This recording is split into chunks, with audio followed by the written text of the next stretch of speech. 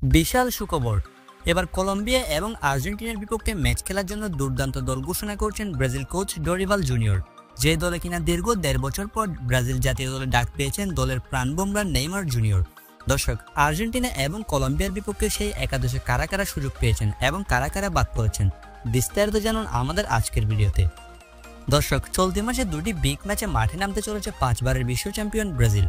প্রথম ম্যাচে কলম্বিয়ার বিপক্ষে এবং এর পরের ম্যাচে শক্তিশালী আর্জেন্টিনার বিপক্ষে মাঠে নামবে ৫ বারের বিশ্ব চ্যাম্পিয়নরা। এবং এই দুই ম্যাচকে সামনে রেখে গতকাল মূল দল ঘোষণা করেছেন ব্রাজিল কোচ ডরিভাল জুনিয়র। দর্শক, চলুন দেখে নেওয়া যাক আর্জেন্টিনা এবং কলম্বিয়ার বিপক্ষে ঘোষিত স্কোয়াডে কারা কারা ডাক পেয়েছেন। দর্শক, দলের গোলকিপার হিসেবে ডাক পেয়েছেন ৩ জন, তারা হলেন অ্যালিসন বেকার, বেন্টো এবং এডারসন। ডিফেন্ডার হিসেবে যারা যারা ডাক পেয়েছেন তারা হলেন ভেন্ডারসন, ওয়েসলি, এরেনা, গ্যাব্রিয়েল মাগালাইস, দানিলো, লেও ওর্টিজ, মার্কুইনোস এবং মুরিলো। এরা ডাক পেয়েছেন দলের ডিফেন্ডার হিসেবে।